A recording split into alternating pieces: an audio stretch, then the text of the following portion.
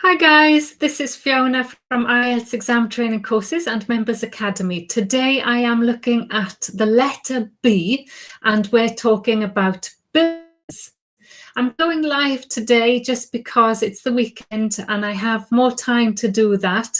But normally I'm going to upload videos so that they look good and we don't get the problems of being live. But today I had a bit more time, so I wanted to tell you that that's what I'm going to do from now on. So I'm sorry if I've missed a few days, but they will be there. I'm not stopping. Don't worry, I will never stop until I get to Z. So let's have a look at our buildings topic. Why is it important? Well, why is it important? Let me just make, right. Why is it, how can I, sorry. Okay, there we go. Right. Why is it important? Well, have a look at these pictures. Do you recognize them? Do they mean anything to you? Well, all of these pictures have been featured in IELTS tests in some ways. We've got the reading about the pyramids and how they were built. We've got the design of the bird's nest in China. That's a listening. We've got crop growing skyscrapers is a general training reading. Rising out of the ashes about renovating a house. That's a general training reading. And then the underground house, which is all about sustainable materials in building. That's a listening. So there are loads. And here finally, that's the Iron Bridge, and that's another general training reading. So if I go through all of those with you, those are the readings, and you can see that I've got them all. Go to my website. If you look at the tags on the right, there's a tag system here.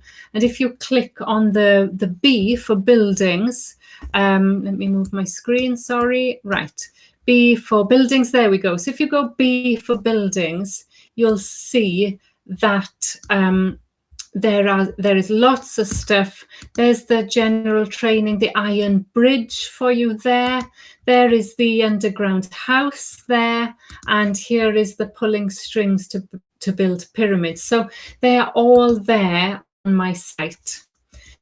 So you need to know about buildings. And for writing, if you're doing academic, you get this thing about describing changes to a building. General training, writing a complaint about a building, like to a landlord, for example, or there's a one about the reception area that the customers have been complaining about. Task 2, it's things about housing. There's things about cities as well, but that's a different topic, that's C. So focusing just on housing, we're going to look at a task 2 today. And this question about should we build houses really quickly and cheaply, or should they be built to last longer? And at the end, we're going to look at a model and how to answer that question. So also the question about town versus country, urban versus rural life, that comes up in speaking a lot too. So in speaking, you might need to describe a building that you find interesting. This is something you can really prepare. You can do background research into one building and get some fantastic vocab related to that building.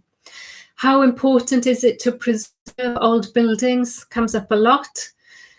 And this is the question that I'd like you to look at. So remember my strategy for answering the question. You need to find what is the topic and what is the organizing word. So if we look at this one, you can see the topics is about buildings, houses and flats specifically. The question or the organizing word, should they be designed to last, or should they be built quickly and cheaply? There you've got your 2 paragraphs, because you notice that you have to discuss both views and give your opinion. Well, they've given the structure there for you. So I'm going to run through what I would do to plan this essay. Here are our 4 paragraphs. And looking at the introduction, the question suggests that there is a problem, and the problem is housing in general. That is the topic. How do we have enough houses for people to meet the need of a growing population? So the whole topic is about it. Remember, it's flats and houses. It's not office buildings or anything else. So that means that the issue is about housing. The question really is, should we really be building cheap and fast houses, cheap houses quickly in order to solve this problem? That is what they're asking you. Then you can put the most obvious answer to me is no, we shouldn't. Houses should be built to last. So there you have the power of three. So my microphone. Oh, my microphone. Okay. So there you have the power of three in that introduction, the 2 points of view and your opinion.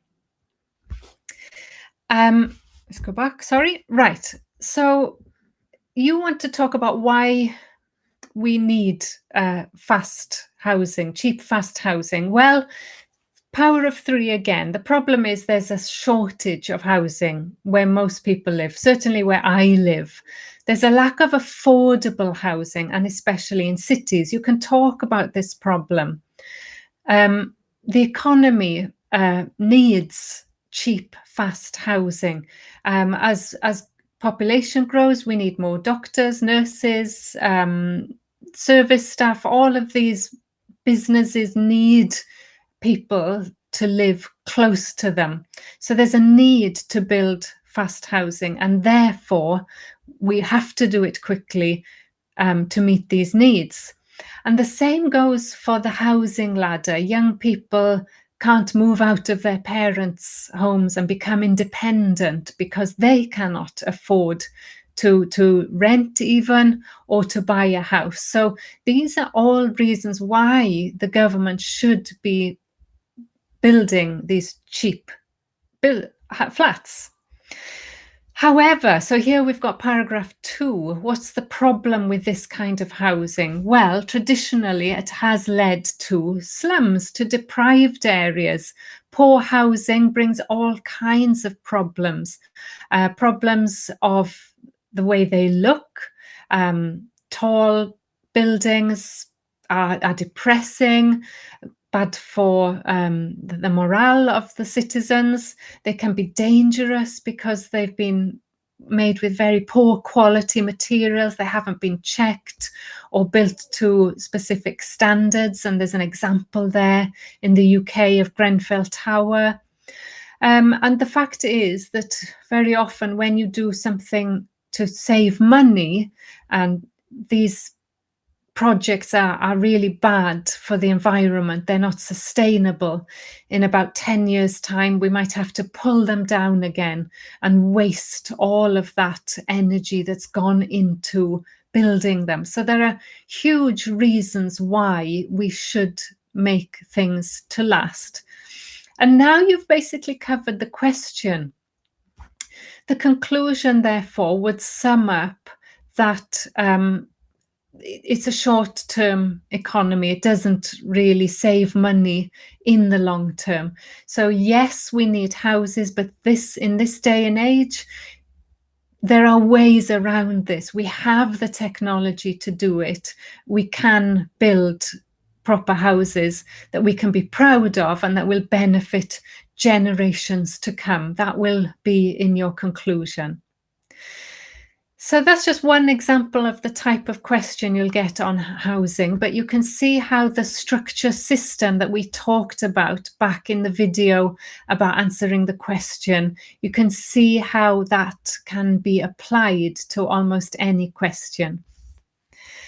So that's it for today. I will edit the video and make it a bit easier to watch, I hope, and I'll be back tomorrow, hopefully. But definitely I will keep doing these every day until we get to Z. And I'd be really encouraged if you could like my video, because then I'll know that it's worth taking the time to produce them. That would be really great. Thank you. Okay, I'll see you tomorrow. Bye-bye.